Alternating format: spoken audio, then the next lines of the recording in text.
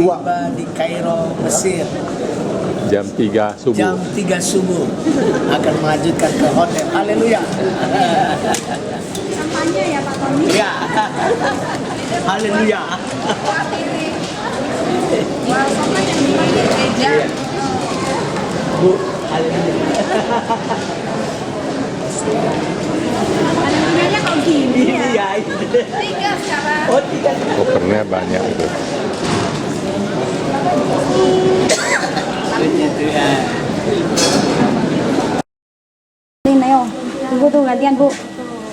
Ini adalah gereja yang tertua dan yang pertama di Mesir, agama Kristen yang masuk di Mesir.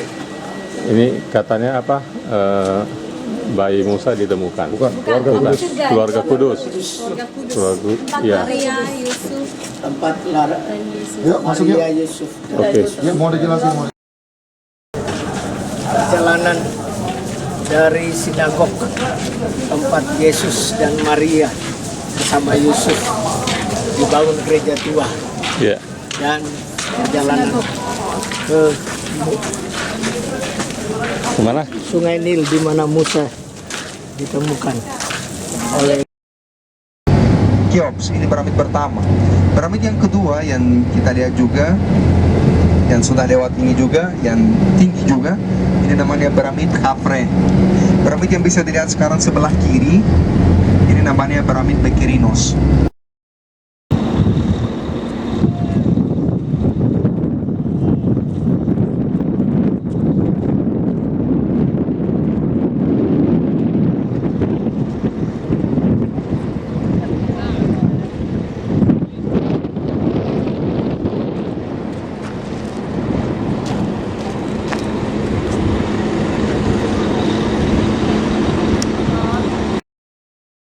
Kita tiba di gereja Sampah namanya Rabish, karena semuanya itu dekat sini temulung-temulung. Nah, ini bagus sekali gereja Sampah, bagus.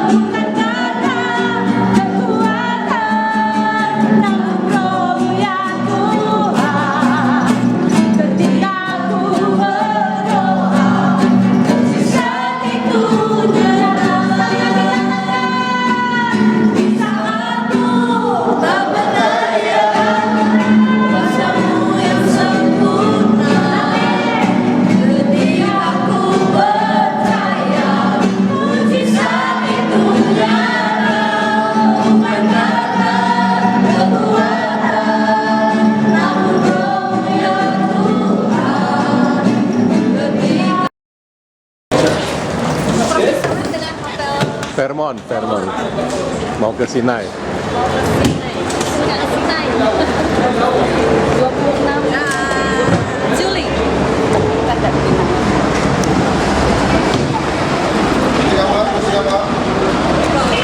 Tuhan, pagi ini kita perjalanan jauh lagi. Hari yang ketiga, haleluya. God bless you, Lord Jesus. Kita berada di Sumur Mara. Sumur Mara di mana Musa menjadikan sumur. Airnya Air menjadi menjadi pahit. Salah. Pahit menjadi manis. Air pahit menjadi manis. Manis dengan tongkat, dengan apa itu? Kayu. Potong kayu. Ya, sepotong kayu. Ayo Pak Narama kumpul. Kami akan beribadah. Bol. Pak Mulyana. Pak Mulyana, ayo. Ayo kumpul dulu. Kumpul dulu baru foto, ayo. Ayo. Kita doa dulu. Ya, Bapak Ibu, saudara-saudara, kita bersyukur loh ya, kita bisa di tempat ini. Ingat, waktu ada di tempat ini, gunakan otak kanan, otak kiri untuk imajinasi. Anda sudah dijelaskan sama Ahmed tadi di base. Ya, memang tidak mudah Bapak Ibu Saudara. Ya, tidak mudah. Dan yang kedua, kita akan berdoa di tempat ini dan juga kita akan melakukan tindakan profetik. Amin. Bapak Ibu, sebenarnya kalau Bapak Ibu baca itu di Keluaran 15 ya, ayat 22 sampai 26, Alkitab mencatat gini, 3 hari setelah mereka keluar dari Mesir, mereka masuk yang namanya padang gurun Syur.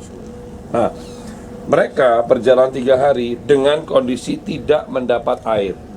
Nah, setelah mereka mendapat air, justru mereka mendapati air di tempat ini, namanya Mara. Kenapa disebut Mara? Karena airnya pahit. Nah, jujur, dalam hidup kita pun hal yang sama seringkali terjadi. Dalam perjalanan kita dengan Tuhan pun kadang-kadang ada hal-hal pahit terjadi dalam hidup kita. Ya, saya masih ingat 2 tahun yang lalu, seminggu sebelum saya berangkat ke sini, ke Israel, itu saya mendapati sebuah peristiwa bahwa kakak saya dibunuh orang. Ya, itu pahit. Ya, banyak hal yang mungkin bisa Anda ceritakan kepada saya, ada banyak hal pahit yang mungkin Anda alami. Tapi dengar baik-baik saudara ya, dalam hidup ini yang penting bukan apa yang terjadi kepada kita. Sekali lagi ya, dalam hidup ini tolong diperhatikan, yang penting bukan apa yang terjadi kepada kita, tetapi yang penting adalah apa yang terjadi di dalam kita. Kita bisa saja menikmati atau mengalami hal-hal yang pahit dalam hidup kita, tetapi kita harus punya sikap yang benar di dalam hati kita. Seperti orang Israel, waktu mereka melihat air di Mara pahit, Alkitab berkata mereka bersungut-sungut. Itu seringkali menjadi gambaran kita. Waktu kita ngalami yang pahit, seringkali kita juga bersungut-sungut. Tetapi Musa punya sikap yang berbeda. Alkitab berkata di Keluaran 15 itu, bahwa Musa berseru-seru kepada Tuhan. Dan waktu Musa berseru-seru, Alkitab mengatakan ditunjukkan sepotong kayu. Dan waktu kayu itu dilemparkan ke dalam air, maka air yang pahit menjadi manis. Yang pahit menjadi manis. Sekali lagi, yang pahit menjadi manis. Amin. Amin. Kalau sikap kita salah seperti orang Israel, maka yang pahit akan semakin pahit. Tapi kalau sikap kita benar, berseru-seru kepada Tuhan, lakukan sebuah tindakan profetik, maka yang pahit akan menjadi manis. Kehilangan akan menjadi keberuntungan dalam kehidupan kita. Amin. Semua tergantung dengan apa? Sikap kita. So, jangan bersungut-sungut. Karena seringkali kita bersungut-sungut, kita akan menyalahkan 3 hal. Yang pertama, kita menyalahkan manusia. Perhatikan, kita akan seringkali menyalahkan manusia. Kita cari kambing hitam, kita menyalahkan manusia. Lalu sih keras, begini ya. Yang kedua, kalau sudah tidak ada manusia yang kita salahkan, maka kita akan menyalahkan keadaan. Ya, kalau sudah tidak ada keadaan yang bisa disalahkan, ya, maka kita akan menyalahkan siapa? Tuhan. Tuhan katanya engkau baik, tapi kenapa anak saya cacat? Tuhan katanya engkau baik, kenapa saya mengalami kebangkrutan? Katanya engkau baik, kenapa saya sakit tidak sembuh-sembuh?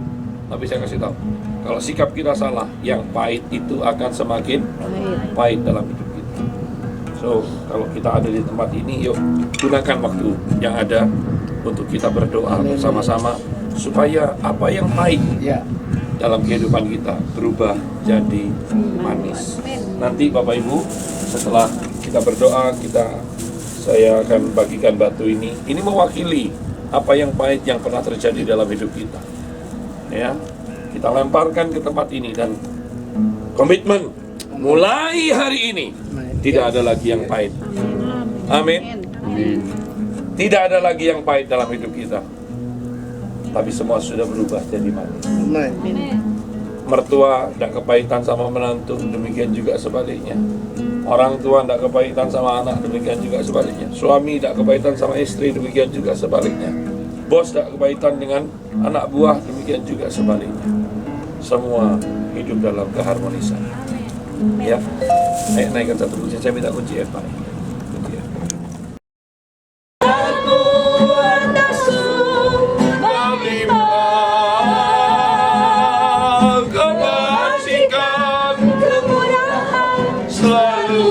Mengikutiku, ku puji, ku sembah Tuhan. Mari angkat tanganmu, katakan aku percaya, aku Percaya berkatmu atasku melimpah, kebajikan, kemurahan selalu mengikutiku. ku puji, ku sembah Tuhan. Ku puji, ku sembah, ku puji, ku sembah.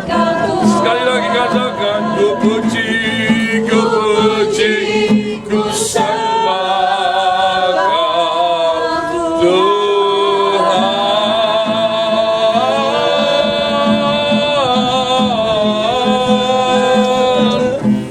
Uralabaya syakata buralabaralabaya syatakaralabaralabaya.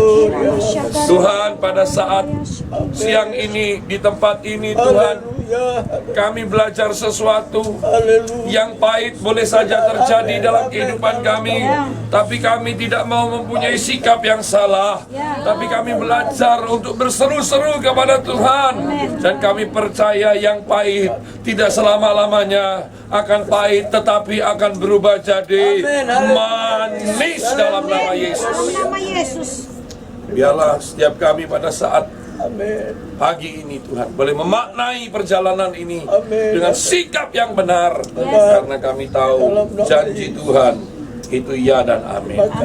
Terima kasih, kami tidak mau menyalahkan manusia, kami tidak mau menyalahkan keadaan, apalagi menyalahkan Tuhan. Tapi kami belajar mengucap syukur di balik semuanya ini, bahwa ada berkat besar menanti kami. Terima kasih Tuhan, di balik penderitaan ada kemuliaan. Terima kasih Tuhan, dalam nama Yesus kami berdoa, dan semua yang percaya dan diberkati Tuhan, dan kita percaya bahwa yang pahit berubah jadi manis. Sama-sama katakan amin. Amin, amin, amin. Mari Bapak Ibu bisa ambil batu ini ya. Satu orang boleh satu, kalau mau lebih mungkin bisa dibagikan. Oke. Jadi kita sama-sama ya bertindak. Kita lempar batu ini ke air ya. Kita kalau pakai kayu juga susah. Anggap ini ya, batu ini merupakan kayu yang ada di zamannya Musa waktu itu ya.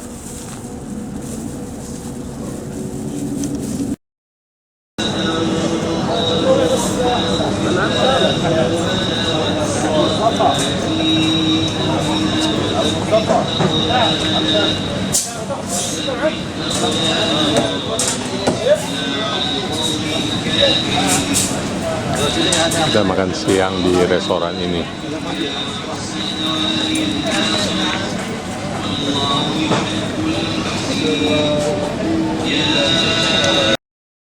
Ya, satu orang satu. Ini di kaki Gunung Sinai. Ini mau naik ke sana nih. Ya. Mau naik ke sana. Ya, yang lain di sini, yang lain di sini. Ini 4 aja, 1, 2, 3, 4, oke. Ini 4. Oh, udah.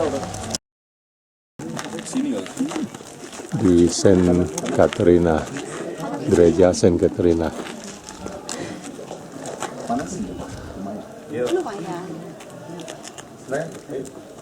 Tapi Di kaki Gunung Sinai.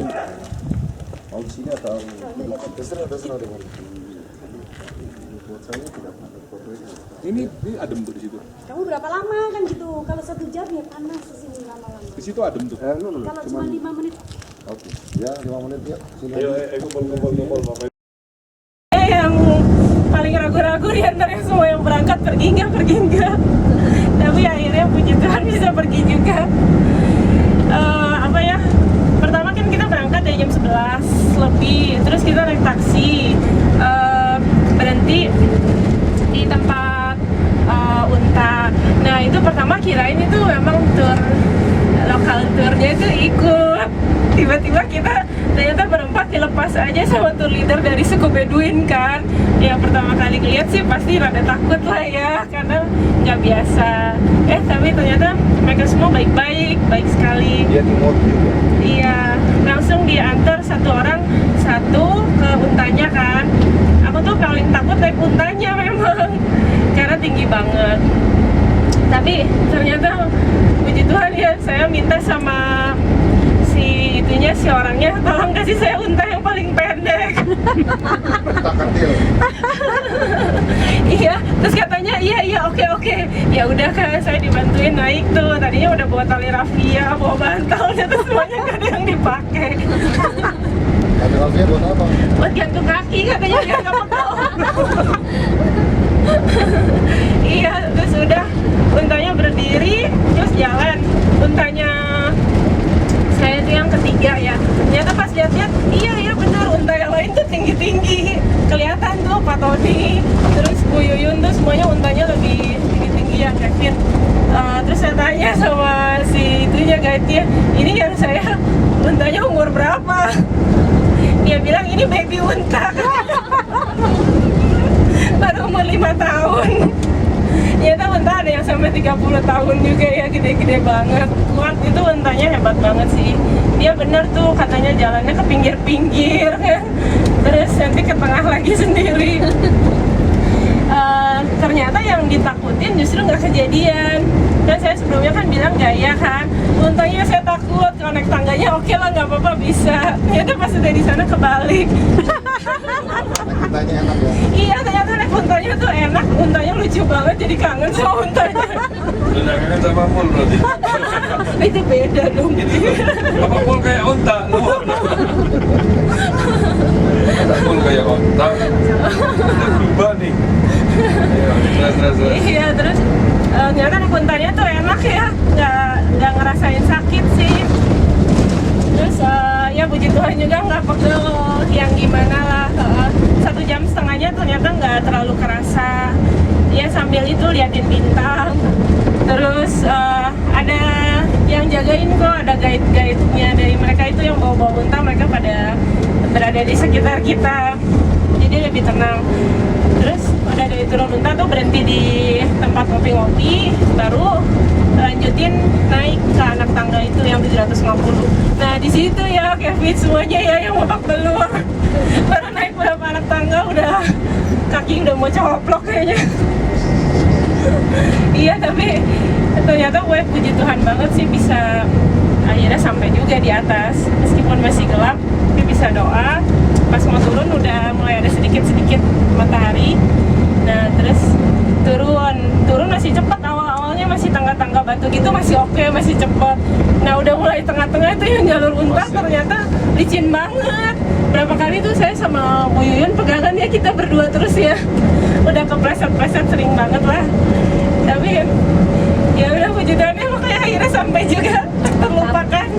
Pemandangannya luar biasa, nggak bisa diceritakan. Suasana doanya bagus.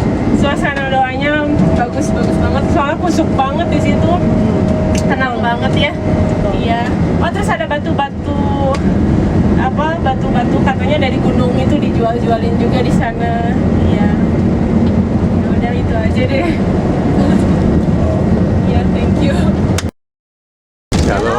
Nama siapa? Nama saya Mulyana. Asal dari mana? Asal dari Sumedang. Ya, kesukaan apa? Tahu. Sumedang banget. Orang Sumedang dari kecil sampai tua tetap nggak ada yang gini, nggak ada yang bisa lupa tahu. Dimanapun pasti sukanya tahu. Iya Pak. Nah, pertama kali saya Kerjaan apa? kerjaan masih wira swasta. Masih wira swasta. Masih. Mau jadi pendeta? Doa istri saya. Nah, pertama kali saya pengen ke Israel tuh karena waktu itu yang khotbah kalau nggak salah Bapak Mang Yonan ya, Cik. Bapak Mang Yonan. Dia bilang katanya kalau orang yang pergi ke Israel dapat banyak berkat. Terus udah gitu kalau pergi ke Israel pasti Sarung. dari pamit. Sarung. Kalau orang pergi ke Israel pasti Tuhan kuatkan. Jadi bukan cuman masalah dana aja, tapi semuanya, kesehatan, kesempatan, dan juga waktunya. Dulu kita mau pergi berapa kali nggak bisa aja, soalnya kita lihat waktunya nggak pernah ada yang pas. Kalau Lebaran pun biasanya 2 hari di depan, sisanya ambil waktu untuk ini, ambil waktu untuk cuti, jadi kan nggak bisa. Tapi terakhir ini saya bilang sama istri saya, pokoknya kalau mama nggak ngizinin, saya bilang saya nggak akan pergi ke Israel deh, ya nanti tunggu lagi gitu.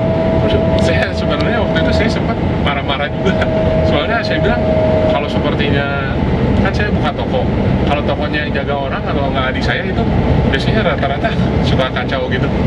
Terus terakhir sudah berapa lama, akhirnya tiba-tiba mujizat terjadi. Tiba-tiba mama kasih izin, ya boleh katanya. Tokonya tutup mah, iya serius itu tutup. Jadi akhirnya kita senang. Terus udah gitu, ya luar biasa ya pengalamannya, tak terlupakan.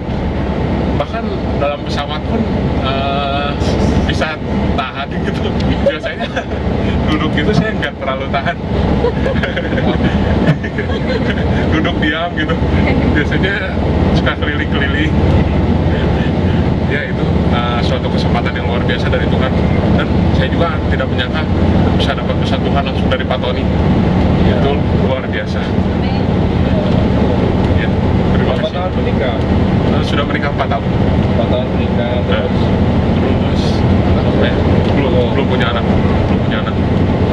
Ya saya berterima kasih juga kepada Pak Herman Ibu Fusion sudah dipertemukan dengan istri saya. Istri yang luar biasa nih. Suami yang luar biasa. Doain kepada Bang Herman sampai selama-lamanya. Selamat.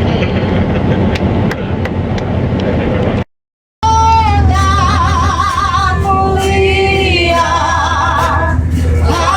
hatiku rindu ke sana.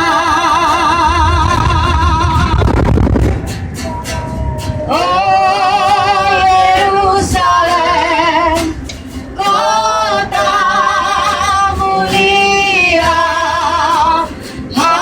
hatiku rindu ke sana. Tak lama lagi Tuhanku datanglah, bawa saya masuk sana. Tak lama lagi Tuhanku datanglah, bawa saya masuk sana. Oh Yerusalem, oh Yerusalem, kota mulia,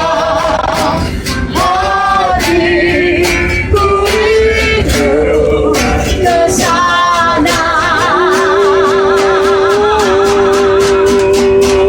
Oh Yerusalem, kota mulia, hatiku rindu ke sana. Tak lama lagi Tuhanku datanglah, bawa saya masuk sana. Tak lama lagi Tuhanku, yes Lord, bawa saya masuk sana. Doa sejahtera untuk Yerusalem nyanyian Syara Daud. Aku bersuka cita ketika dikatakan orang kepadaku, mari kita pergi ke rumah Tuhan. Sekarang kaki kami berdiri di pintu gerbangmu, hai Yerusalem. Hai Yerusalem yang telah didirikan sebagai kota yang bersambung rapat. Kemana suku-suku berziarah, yakni suku-suku Tuhan, untuk bersyukur kepada nama Tuhan sesuai dengan peraturan bagi Israel.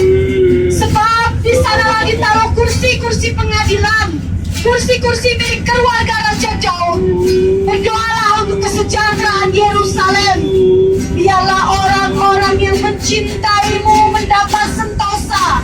Biarlah kesejahteraan ada di lingkungan tembokmu dan sentosa di dalam purimu.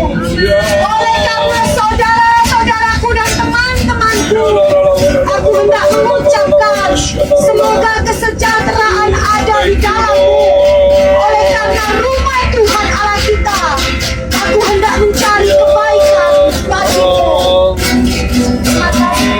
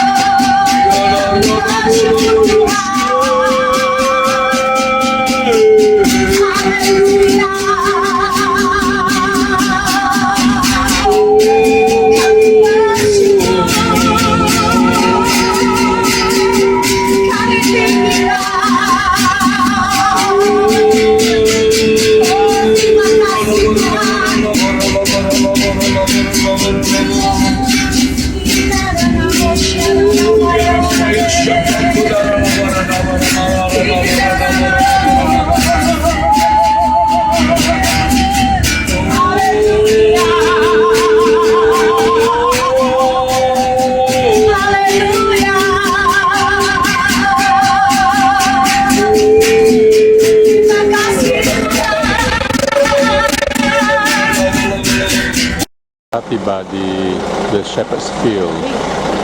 Ini di Bethlehem. Ya. Pertama datang ya? Pertama datang.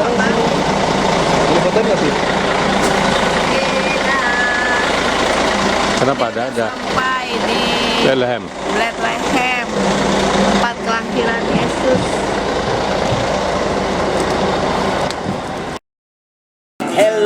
Canaan land, goodbye to Egypt.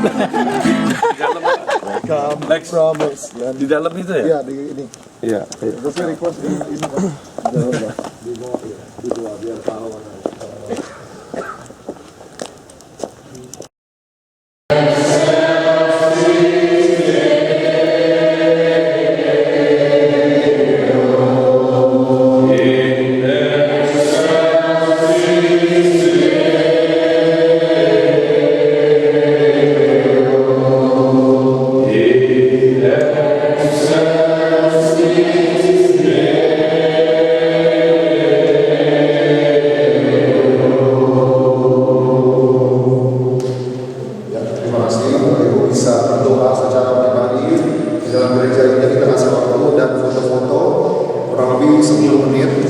Sampai 15 menit kemudian kita kembali ke bisnya.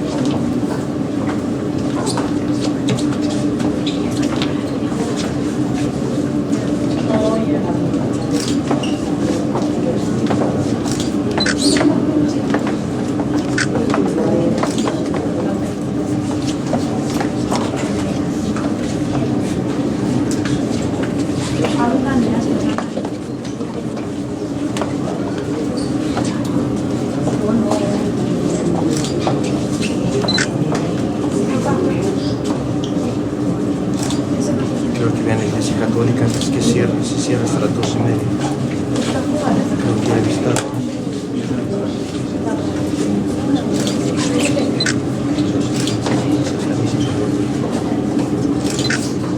Y esto es un grupo, ¿no?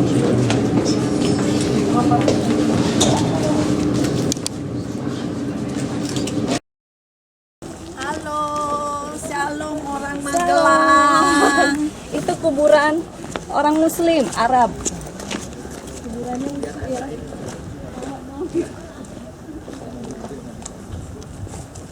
Perjalanan menuju Via Dolorosa, jalan salib. Puji Tuhan, haleluya.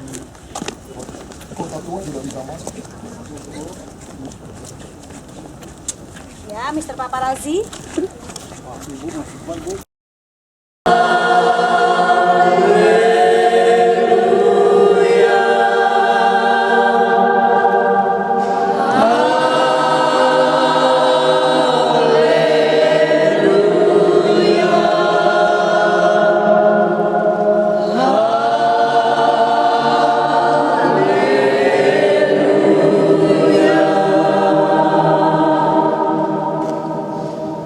Kita kasih kesempatan untuk foto dan berdoa dulu baru foto, kemudian saya tunggu di depan. Ya, silakan. Dan mulai memanggul salib, memanggul dosa-dosa kita sampai ke Bukit Tengkorak atau Bukit Golgota. Bapak Ibu dikasih kesempatan untuk berdoa secara pribadi dan foto-foto. 5 menit kemudian saya tunggu di luar. Kita akan melanjutkan jalan salib pemberhentian ketiga sampai 14. Silakan. Ya, Pak. Lihat budi. Oh, Bapak Ibu lihat, perhatikan ini. ya, ini adalah lantai asli. Ini, kalau yang ini lantai baru, yang ini lantai asli. Ya, di mana para serdadu Romawi main seperti catur. Ya, dan di sini mereka menghukum atau menjatuhi, ya. Dan di sini asli ini permainan mereka pada waktu zaman dulu ya, Romawi. Dan ini masih lantai yang asli. Yang ini yang besar-besar. Jadi kalau Yesus kalau misalnya itu kan bajunya diperhatikan, Diundi ya bajunya ya. di situ tempatnya. Ya, apa pelajarannya? Pelajarannya gini. Yesus ini kan sebenarnya tidak bersalah, tetapi dihukum. Ya, belajar kadang-kadang dalam hidup ini kita tuh ada di posisi seperti Tuhan Yesus. Kita tidak bersalah, tapi kita dipersalahkan.